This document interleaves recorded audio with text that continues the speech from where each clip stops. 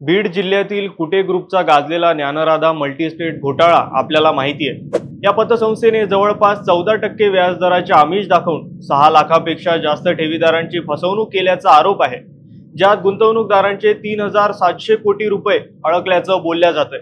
ज्ञानराधाच्या घोटाळ्यात आपली फसवणूक झाल्यानं मराठवाड्यात आतापर्यंत 26 ठेवीदारांनी आत्महत्या केल्याचंही सांगितलं जातंय। याच घोटाळ्यात आता अंमलबजावणी संचालनालयानं अर्थात ईडीने मोठी कारवाई केली असून 6 मार्चला विशेष न्यायालयात आरोपपत्र दाखल केलंय। या आरोपपत्रात ईडीकडून ज्ञानराधाचे व्यवस्थापक सुरेश कुटेंसह 24 जणांना आरोपी करण्यात आलंय। त्यामुळे फसवणूक झालेल्या ठेवीदारांसाठी ही काही प्रमाणात दिलासा देणारी बातमी आहे। सर्वात महत्त्वाची गोष्ट म्हणजे आता ठेवीदारांना आपले पैसे परत केव्हा मिळणार, ईडीने दाखल केलेल्या दोषारोप पत्रात नेमकं काय म्हटलंय आणि पुढे काय होणार त्याचीच माहिती या व्हिडिओच्या माध्यमातून जाणून घेऊयात। नमस्कार, मी प्रथमेश धोटे आणि आपण पाहतात महाराष्ट्र भूमी। ज्ञानराधा मल्टीस्टेटच्या राज्यभरात 52 शाखा असून फसवणुकीचा सर्वाधिक फटका हा मराठवाड्यातील गुंतवणूकदारांना बसलाय। पतसंस्थेच्या संचालक मंडळावर एकट्या बीड जिल्ह्यात विविध पोलीस ठाण्यांच्या अंतर्गत 65 गुन्हे नोंद आहेत। फसवणुकीचे आरोप झाल्यानंतर कुटे ग्रुपवर नोव्हेंबर 2023 मध्ये पहिल्यांदा इन्कम टॅक्सची धाड पडली होती। जून 2024 मध्ये बीड पोलिसांनी पुणे येथून कुटे दाम्पत्य आणि सहसंचालक आशिष पटोदेकर यांना ताब्यात घेतलं होतं।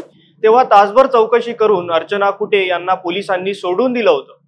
त्यांचे पती या प्रकरणात मुख्य आरोपी असले तरी कुटे ग्रुपच्या व्यवस्थापकीय संचालिका असणाऱ्या अर्चना कुटे यांना तपास यंत्रणांनी आजपर्यंत का अटक केली नाही असा प्रश्न वारंवार विचारला जातोय। दरम्यान बीड कारागृहात असणाऱ्या सुरेश कुटेंचा 7 जानेवारीला ईडीने ताबा मिळवला होता। ज्ञानराधातील ठेवीदारांचे 2467 कोटी रुपये सुरेश कुटेने कुटे ग्रुपच्या विविध कंपन्यांना फसव्या कर्जाच्या स्वरूपात वाटप केले।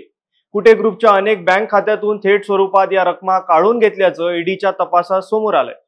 या प्रकरणी आता ईडीने सुरेश कुटेंसह 24 आरोपींविरोधात गुन्हा दाखल करून 6 मार्चला मनी लॉन्ड्री प्रतिबंधक कायद्यानुसार दोषारोप पत्र दाखल केलंय। मुंबईच्या PMLA या विशेष न्यायालयानं या आरोपपत्राची दखल घेतली असून आता या प्रकरणाची नियमितपणे सुनावणी होईल। यात आरोपी सिद्ध झाल्यानंतर सुरेश कुटे आणि संचालक मंडळावर कठोर कारवाई होऊ शकते। न्यायालयीन प्रक्रियेनंतर गुंतवणूकदारांना त्यांचा पैसा परत मिळणार असल्याचं आता बोलल्या जातंय। सुरेश कुटे आणि इतरांनी कट रचून ज्ञानराधा मल्टीस्टेट मधील 4 लाख गुंतवणूकदारांची 2467 कोटीची रक्कम ही द कुटे ग्रुपच्या विविध कंपन्यांना कर्जाच्या स्वरूपात अवैध आणि फसवणूक पद्धतीने वळवल्याची माहिती ईडीकडून देण्यात आली। बनावट कर्ज रकमेच्या वितरणावर या रकमा द कुटे ग्रुपच्या विविध कंपन्यांच्या खात्यांमार्फत किंवा थेट रोख स्वरूपात काढण्यात आला। हा निधी नवीन व्यवसायात गुंतवणूक, मालमत्ता खरेदी आणि व्यक्तिगत खर्च यासाठी वापरण्यात आल्याचं ईडीने दाखल केलेल्या दोषारोप पत्रात म्हटलंय। सुरेश कुटेने गुंतवणूकदारांना उच्च परतावा देण्याचं आश्वासन देऊन ज्ञानराधा मल्टीस्टेट मध्ये पैसा जमा करण्याचा आमिष दाखवल्याचं ईडीच्या तपासात उघड झालं। गेल्या वर्षी ईडीने कुटे ग्रुपच्या राज्यातील विविध मालमत्तांवर छापे टाकले होते। या प्रकरणात आतापर्यंत ईडीने 1433 कोटी 48 लाख रुपयांची मालमत्ता जप्त केल्याची माहिती समोर येते। या प्रकरणी सध्या चालू असलेल्या राज्याच्या अर्थसंकल्पीय अधिवेशनात देखील याची चर्चा झाली।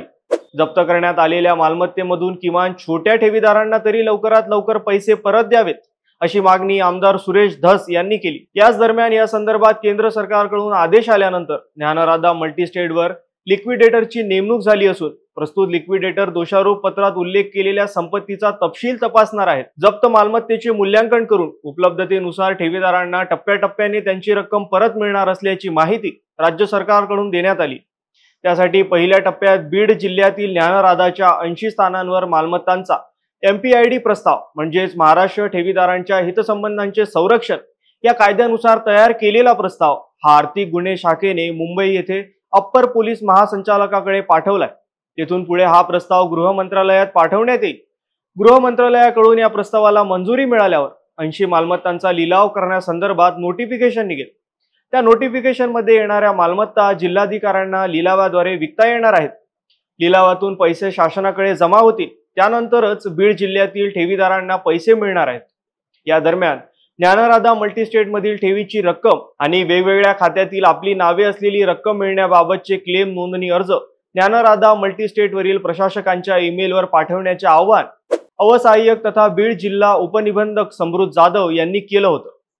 त्यानुसार अर्जात खाते आणि रकमेची माहिती लेखी स्वरूपात खातेदारांकडून देण्यात आली। इतर जिल्ह्यातील खातेदारांना देखील या पद्धतीने कायदेशीर प्रक्रिया राबवून पैसे मिळणार असल्याचं सांगण्यात येतं।